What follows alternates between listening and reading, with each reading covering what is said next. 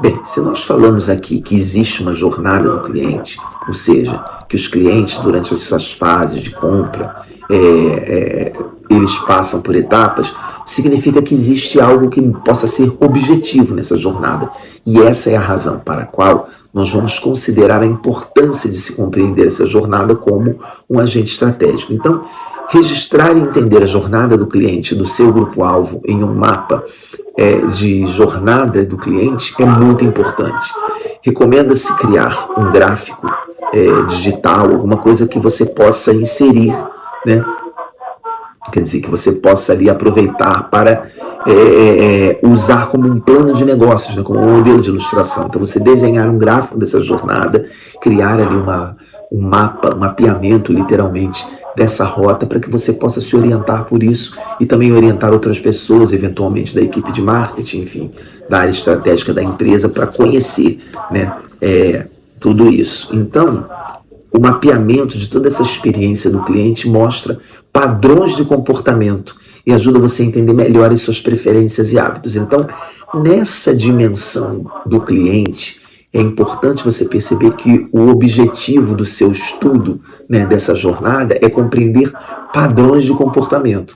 Eu falei aqui na aula anterior que você pode, em dado momento, ficar absorto, né, e ficar perdido também em uma série de elementos, porque você tem tantas impressões individuais que você não sabe como você vai transformá-las em uma comunicação que será genérica. Imagina se você o tempo todo precisar se comunicar tão individualmente com cada um dos clientes, né? Você vai acabar perdendo uma linha de comunicação, você não vai nem dispor, né? Claro, existem mercados menores em que isso fica um pouco mais fácil, mas se você está numa linha de empresa, numa linha de produção mais massiva, você vai precisar agrupar esses elementos, né? Então, esses padrões de comportamento de clientes, eles ajudam a entender as preferências e hábitos. E você precisa alinhá-los para constituir quem são, mesmo dentro das individualidades, os grupos que possuem afinidades ou relações próximas. Então, o objetivo de uma apresentação pictórica da jornada do cliente deve ser, portanto, reconhecer os objetivos deles em cada ponto de contato da jornada, como a gente até falou na aula anterior. Aí, na etapa seguinte, você garante que sempre forneça a eles as informações e o conteúdo certos no momento certo.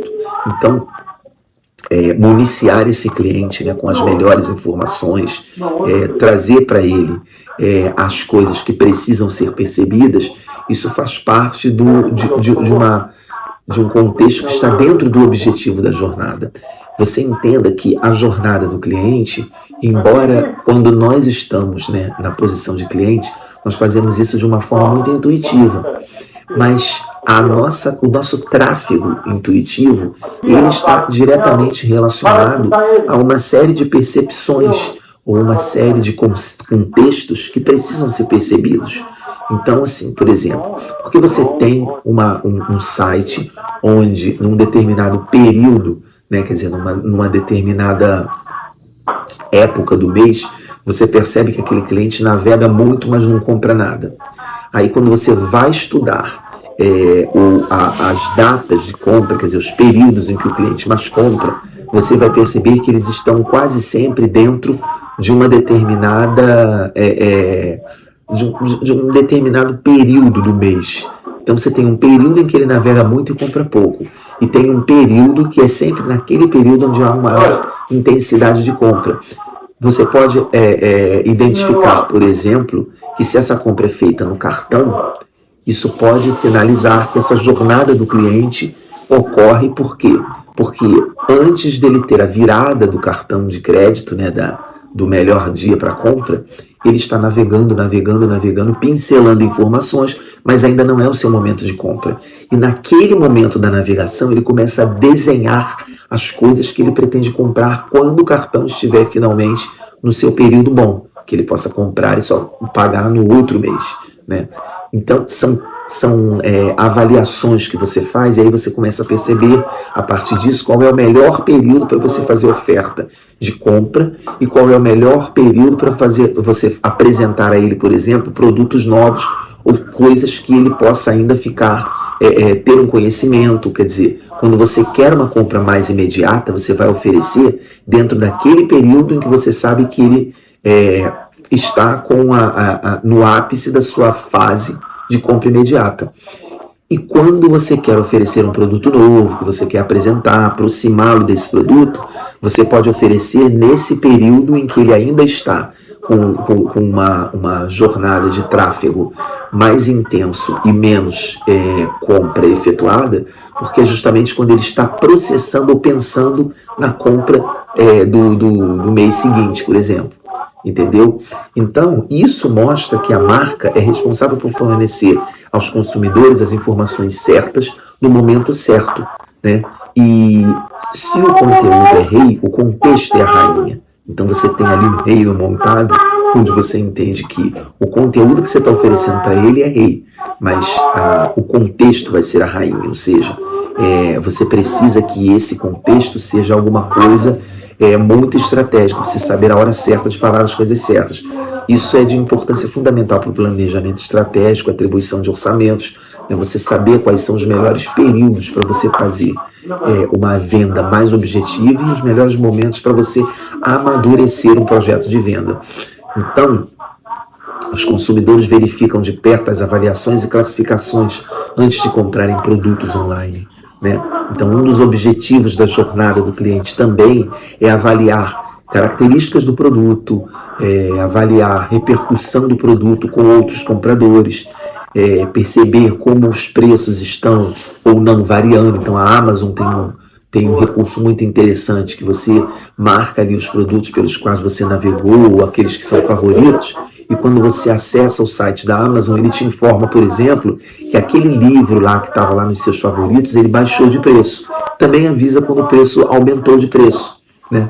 Que é uma forma de você, de uma forma ou de outra, poder fazer como cliente o seu cálculo. Bom, baixou o preço, vale a pena comprar. Está aumentando o preço, vale a pena ficar no alerta, porque a próxima vez que ele baixar, eu vou comprar logo, senão ele pode sofrer uma oscilação. Então, todos esses dados, eles significam informações para as quais, por meio das quais os clientes conseguem ter uma alteração, né, na sua decisão de compra. E então, pensar também nas formas variáveis, né, nos múltiplos canais, como o Omnichannel, é algo importante, porque cada um desses meios vai fazer com que o cliente tenha diferentes informações, e todas essas coisas juntas vão, de fato, trazer um impacto diferenciado na sua comunicação do produto, seja numa loja física, no mercado, ou numa loja online, né?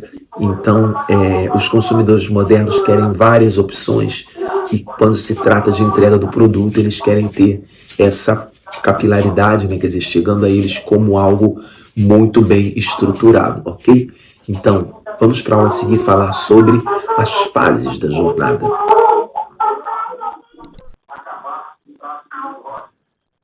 Nessa aula, nós vamos falar então sobre as 5 fases da jornada do cliente. Quando você estabelece essas 5 fases, você procura identificar dentro do processo de compra as fases em que o cliente revela uma a uma a sua disponibilidade e a sua propensão a adquirir um produto ou serviço para o qual a sua empresa ou você estão vocacionados à entrega. Então, tudo isso compreende-se, na verdade, como uma grande leitura interpretativa dos processos de compra e venda, que afinal de contas são o que vão dar a sustentabilidade ao seu negócio. Pesquisar a jornada do cliente em 5 fases distintas pode ajudar a identificar, né, essas etapas do processo, e dessa forma você vai compreender como o cliente se mobiliza, né, como ele se movimenta dentro de 5 campos específicos da sua jornada, né? Quer dizer, aquilo que te leva a um ponto de partida e a um ponto final, que significa a consolidação da compra. Então, o primeiro ponto, né, que a gente vai adotar aqui, né, a primeira fase, é da percepção. A fase da percepção é quando um cliente em potencial toma conhecimento de um produto, procura uma solução para um problema existente e procura satisfação daquela necessidade. Então, essa fase da percepção, ela é aquela fase clássica, né, da proposição de marketing, que é oferecer um produto ou serviço que possa atender uma necessidade do cliente. Ele tem ele toma conhecimento de que o produto existe, então o produto já chegou até ele tem a percepção de que esse produto existe, e aí ele vai procurar, de alguma forma,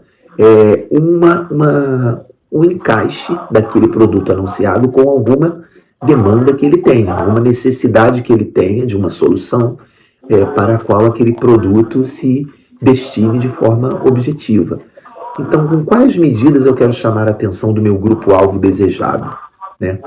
Eu conheço meu futuro grupo-alvo desejado o suficiente, então eu destino esse produto tem de fato as melhores prerrogativas para que ele possa vir a ser escolhido ante uma concorrência, ou ainda que ele não tenha concorrência, ele fala claramente sobre as suas propriedades, de maneira que esse cliente possa perceber que ele de fato é um produto certo e destinado para aquela estratégia. Eu conheço meu futuro grupo-alvo desejado bem o suficiente, eu sei, eu identifico no meu cliente, de fato, as características que preciso identificar para fazer uma venda perfeita, atendê-lo com satisfação, encontrá-lo no lugar onde ele está, vender para ele da melhor forma possível. De que maneira meus potenciais clientes devem ser tratados na empresa? Qual a forma de tratamento adequado? De que tipo de comunicação? Uma comunicação mais formal, mais informal? É por um canal digital? É por um canal pessoal? De acordo com a sua idade, com a sua faixa etária, né? Com a sua a forma de sociabilidade para abordagem desse cliente? Eu ofereço a ele alguma coisa diferenciada? Um plano de fidelidade? Como eu vou construir a minha relação com ele? Que medidas publicitárias clássicas ou modernas atraem a atenção do meu grupo-alvo? De acordo com essa característica que o meu cliente tem, como eu posso ativar essa percepção do meu produto por ele? O que eu posso fazer para que ele de fato me enxergue, e me enxergue como eu sou, e não como com algum tipo de hiato, né, que é o desvio da comunicação? Como eu faço para despertar o interesse em meus produtos ou serviços? Então, como eu posso atraí-lo, já que ele está nessa fase, né, da percepção, como eu posso fazer com que ele preste atenção em mim e não no outro? Como eu posso fazer com que ele perceba em mim a solução para o problema que ele tem? Então, tudo isso acontece nessa fase, né, da jornada do cliente, que a gente denomina de percepção. E aí a gente tem a fase da decisão. O cliente em potencial se informa sobre canais, sejam eles analógicos ou digitais, compara ofertas, continua procurando solução ou produto certo. Faltam apenas alguns incentivos à compra para tomar a decisão. Então, quando você já tem, né, uma percepção aguçada do cliente sobre seu produto ou serviço, você precisa então agir de forma que ele tome a decisão de compra. A tomada de decisão de compra, evidentemente, é um momento em que você pode impulsioná-lo, você pode motivá-lo, você pode atraí-lo para que ela efetivamente aconteça, né? Então, quais argumentos podem convencer os nossos potenciais clientes de nossos produtos ou serviços? Todos nós já tivemos a experiência, e sobretudo nesse tempo digital, mas também até nas lojas físicas, de durante um bom tempo ficar rodando em torno de um determinado produto e levar algum tempo para se convencer de que de fato é aquele produto que você quer, né? Isso se dá por uma série de fatores, ou pela propriedade do produto, que se confunde com várias outras ofertas muito parecidas. É mais ou menos como você comprar shampoo, né? Você tem tantos shampoos de tantas marcas oferecendo todos a mesma coisa, que você fica ali na dúvida sobre qual seria o melhor discurso a te convencer de que não, de fato, esse é o shampoo mais apropriado para eu lavar meu cabelo. Quais os tópicos que o meu cliente está procurando nos mecanismos de pesquisa quando ele considera o meu produto? Então, quais são as palavras-chave, quais são as formas, né? Ainda voltando nesse exemplo aqui, só para a gente ter uma referência do shampoo. Então, eu vou caracterizar ali os tipos de shampoo antes. Uma classificação mais antiga falava sobre cabelos secos, oleosos ou normais. Era meio que a comunicação de praxe, né, para shampoo. Hoje você entra nos sites de cosméticos e você vê que tem um desdobramento infinito de tratamento anti-caspa, tratamento para queda, tratamento para não sei o que, shampoos para design, né, de cabelo, para você criar ali penteados, enfim. Então, você tem tantos elementos associados a um mesmo produto que você precisa entender quais são os mecanismos de pesquisa que o seu cliente considera. Ele vai procurar o produto por que tipo de propriedade, quais são as palavras-chave que ele vai buscar e quais são as referências que você já pode se antecipar e oferecer para facilitar, né, essa decisão de compra dele. Em quais canais eu posso alcançar melhor o meu grupo-alvo? Onde você vai distribuir, aí fala da capilaridade, né, que é o trabalho do marketing de promover a distribuição do produto, tornando ele acessível, né, o merchandising expresso. Então, que canais você pode alcançar melhor o seu grupo-alvo? Onde você vai falar melhor com ele? Como posso me destacar mais da concorrência, né? Alta concorrência, mercados disputados, como é que eu posso falar melhor com o meu público-alvo? Terceira etapa da jornada do cliente, aquisição. O cliente em potencial obteve, comparou as informações elementares e uma decisão de compra foi tomada. Então ele já adquiriu o produto. Que incentivos à compra eu quero criar em meus pontos de contato com o cliente?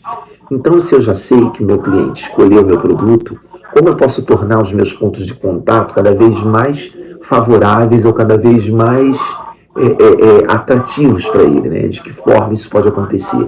Quais são as vantagens dos meus produtos e serviços? Então, mais uma vez, mesmo diante de uma aquisição, eu preciso entender se aquela vantagem ela vai suprir, né, a necessidade do cliente ao ponto de fazê-lo ter um retorno, né? Qual o valor agregado dos meus produtos e serviços para potenciais clientes? Então, como eu posso desenvolver essa forma de alcançar outros clientes, invocando referências já existentes na empresa? Existem experiências do usuário, relatórios de teste ou avaliações de um efeito positivo na decisão de compra. Então, tudo isso aí está relacionado a esse momento da aquisição. E aí você tem o serviço, né? Quer dizer, a decisão de compra foi tomada. Essa quarta fase, que é o serviço na jornada do cliente, é quando o cliente recebe mais informações ou assistência de forma pessoal ou automatizada, né? Perguntas e problemas respondidos e resolvidos prontamente pelo atendimento ao cliente. Isso fala, por exemplo, né, um exemplo claro, os usuários de tecnologia. Eles adquirem lá o smartphone e depois eles têm uma central de relacionamento para facilitar, para falar sobre as ferramentas usadas para medir a satisfação do cliente com o seu aparelho, né, com aquilo que ele foi adquirido, os canais de comunicação preferidos pelo cliente, os processos internos, né, enfim, entender regularmente atrasos ou problemas na satisfação do cliente. Quer dizer, você começa a trabalhar com o feedback daquela relação que já foi construída para que você possa mantê-la, né? Toda a relação de compra precisa ser fidelizada. E, por fim, a ligação. Quanto mais positivo o cliente perceber a empresa, a marca, o produto ou o desempenho, maior as chances de recomendações ou experiências positivas, né? Então, com quais medidas eu posso vincular meus clientes à minha empresa a longo prazo? Quão satisfeitos estão com meus produtos e serviços? Então, essa ligação do cliente com o produto passa a ser estudada ali como um ativo estratégico por meio do qual você vai desenvolver as suas futuras formas de comunicar e também de criar e oferecer outros produtos. E, enfim, o maior valor agregado para o cliente precisa surgir após essa conversão. Então, é você entender que o processo não se encerrou com a aquisição propriamente dito, com a entrega do serviço. Você tem que trabalhar essa ligação, ou seja, o cliente de fato tem que estar ligado e identificado com o seu produto, ok? Então essa é a visão que a gente tem aqui das 5 fases da jornada do cliente, né? As medidas de vinculação do cliente tomadas na empresa, como eu posso melhorar essa jornada, né? Esse ponto final é quando você percebe, né, dentro da fase da ligação, onde você pode melhorar essa relação, ok? Então a gente encerra aqui no tópico 6, essa segunda dimensão, né, do marketing 3D. E a gente falou do produto, falou do cliente, e a partir então do tópico 7 nós vamos falar da tecnologia, a tecnologia no marketing.